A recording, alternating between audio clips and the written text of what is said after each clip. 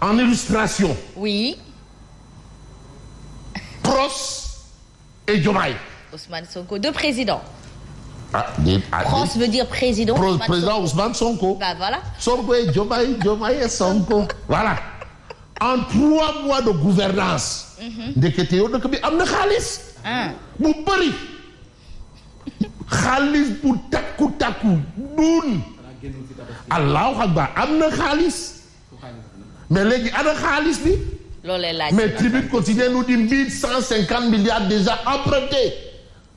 par le régime de Diomaye. 1150 milliards. waa léegi ana xaalis bi. bon eurobond moom nañ ko teg ba de côté. en 3 mois. En 3 mois déjà. non c'est-à-dire eurobond bi il faut ñu teg ko ne parce que les Birahim Seck là. ñoom xam nga ñoom c'est eux qui décèlent tous les Néféré Guilhem et des Néféré Mbab et des Néféré kii on met ça là eurobond moom nañ ko teg de côté. si suuf parce que foofu daal. bon. 1150 milliards déjà empruntés par le régime de Diomaye en 3 mois.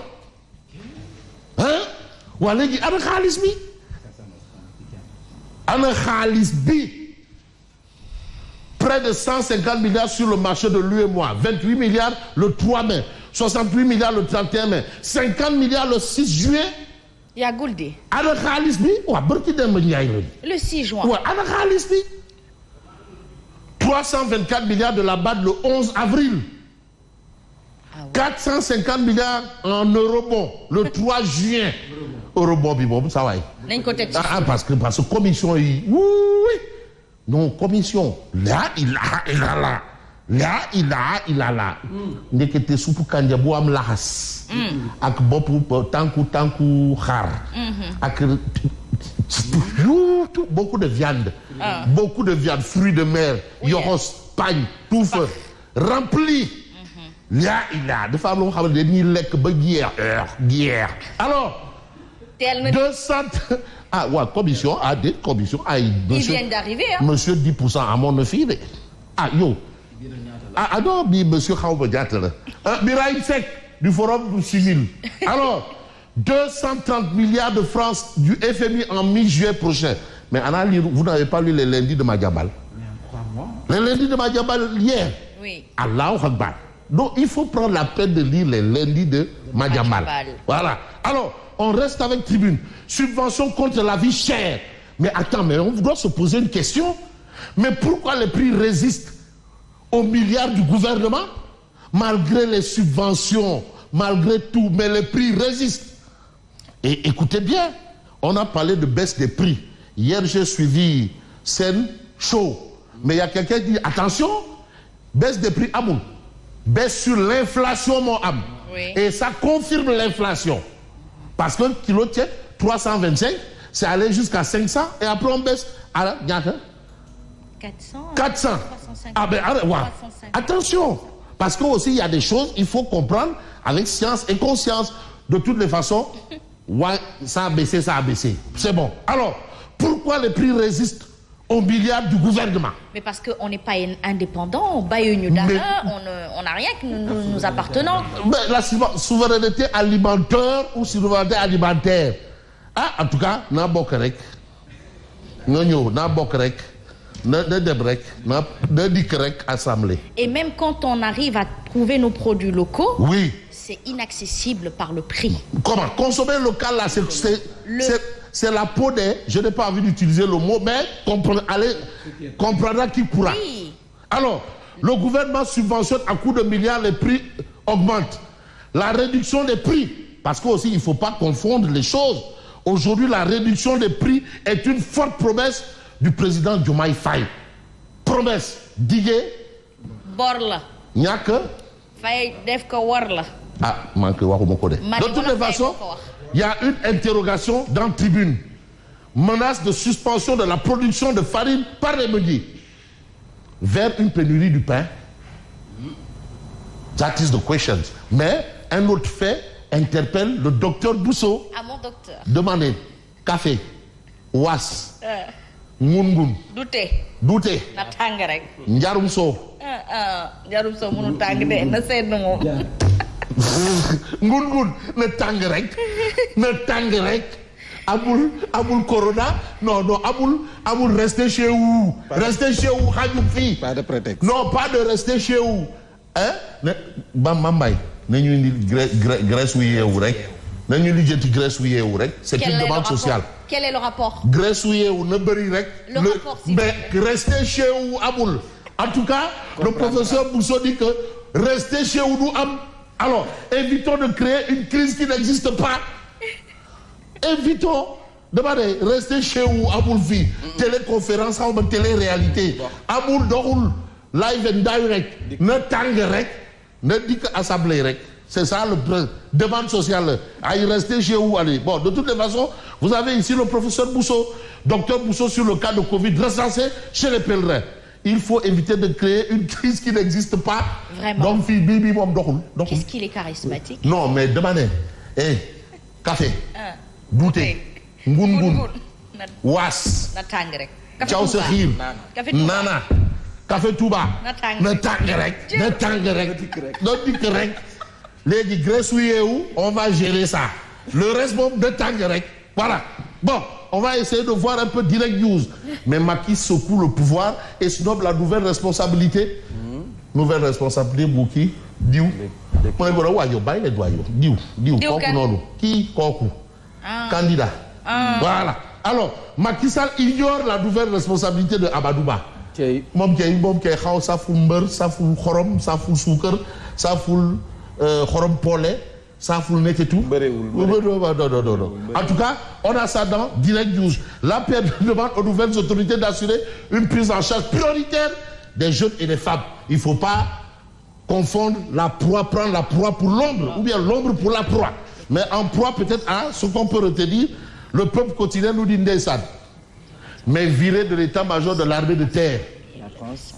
C'est le peuple grand, c'est le peuple quotidien. Nañ ko waxat, dañ ko bindaat.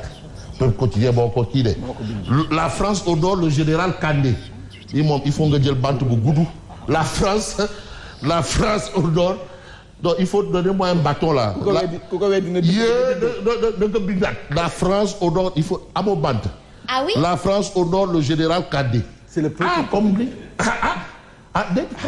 Comme général Kandé moom ku ko bindaat moom na xoy bay. Donc finalement la politique. Viré de l'état-major de l'armée de terre, la France au nord, le général Kandé. Ça, c'est ce qu'on a à la une du peuple quotidien. Bon, il y a un proverbe qui dit nul n'est prophète chez soi. Ah bah oui. Mais bii daal doy na waar. Wala ëpp na tool. Wala lan la. Doy na waar. Mais la France, le Nord, comment? Il faut lire le peuple. Pour comprendre. Parce que grand théâtre. barki Demba Ndiaye la woon ku bindaat ku am fi nañ ko bindaat parce que général Kandé daal il a Sandarberry yoonu Sandarberry. Les deux impôts n'ont pas la même teneur. Bon c'est le nom c'est-à-dire le nom général Kandé moom yoonu Sandarberry il y avait yoonu Yokkute yoonu Sandarba. En tout cas, la France au nord, le général Kandé. Ça, c'est ce que révèle le peuple quotidien. Au nom de qui ou de quoi? Mais quoi qu'il en soit, arrêt de production de farine. L'État menace les meuniers de ces foudres. L'État menace les meuniers. Et là, je crois que dans un journal, vous avez par exemple, quel journal? J'ai envie de prendre Vox Populi.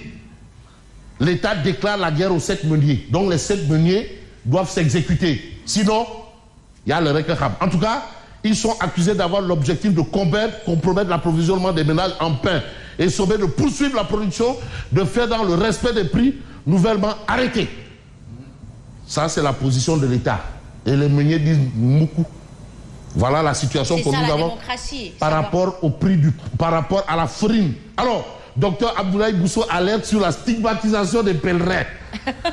Évitons de créer une crise qui n'existe pas de Tangerek. yoonu Soweto Soweto voilà de dikk rek en tout cas vous avez ces choses mais une proposition de loi criminalisant l'homosexualité sur la table du président voilà encore un autre fait voilà. Voilà la situation. Situation oblige l'État déclare la guerre aux meuniers. Ça c'est ce que relève aussi enquête ce matin. S'agit-il d'une guerre froide d'une guerre chaude ou d'une drôle de guerre. De toutes les façons, vous avez ici Sud Quotidien qui parle de l'examen du CFE et de l'entrée en 6e 2024. Alors, 301 830 potages font le grand plongeon. Parce que nous, c'était le premier diplôme. Donc, tu étais content d'aller tabler. Oui. Ah oui, c'est la première fois où tu te retrouves toi seul sur un table-banc pour tabler. Alors, et on va peut-être tabler sur quoi? Sur le quotidien. Baisse des denrées. L'État pris dans la controverse. Ah oui, attention, les industries vent debout contre les nouvelles propositions. Et aujourd'hui, vous avez le gouvernement met en demeure les meuniers. Mais le défi de l'application des prix, par rapport à ce fait, il y a Baïdi Aïe du patronat, mais qui dit nous invitons l'État à soutenir les plus vulnérables. Et c'est vraiment les mesures. Mais regardez-moi un peu le débat d'orientation budgétaire fixé samedi. En attendant, hein, le grand événement. Le grand événement, mais le quotidien nous dit Cheikh Diba précède Sonko à l'Assemblée. Cheikh Diba précède Sonko. Donc, voilà. Et sur ce fait, il faut s'intéresser pour le débat d'orientation budgétaire. Et sur ce fait, il faut s'intéresser à 2 minutes pour lire l'essentiel. Exclusif, les députés face à Cheikh Diba samedi. Aruna Omar Kane dissèque le budget. Alors, des tensions de trésorerie en vue. Attention, 5 755 milliards de dépenses, 4 915 milliards de recettes, 800 milliards de déficit. Ah oui? Voilà la situation. 14 663 milliards de dettes, soit une hausse de 6,5%. 221 milliards de fonds spéciaux. Le Sénégal n'est pas encore sorti de l'auberge. Ah oui. Ça, c'est ce que relève bien entendu le point de vue de Aruna Omar Kane à lire dans, bien entendu, 2 minutes pour lire l'essentiel. Mais le substantiel, c'est probablement Oumar Diakité ou bien l'observateur Lobs qui parle de Amadou Ba, les secrets de la liberté. Et c'est probablement en toute liberté qu'on va peut-être voir ce que nous dit Oumar Diakité. S'il est là, malheureusement, Odia n'est pas là. Merci. Et on peut peut-être dire que moi, je suis parti. Merci et bonne continuation.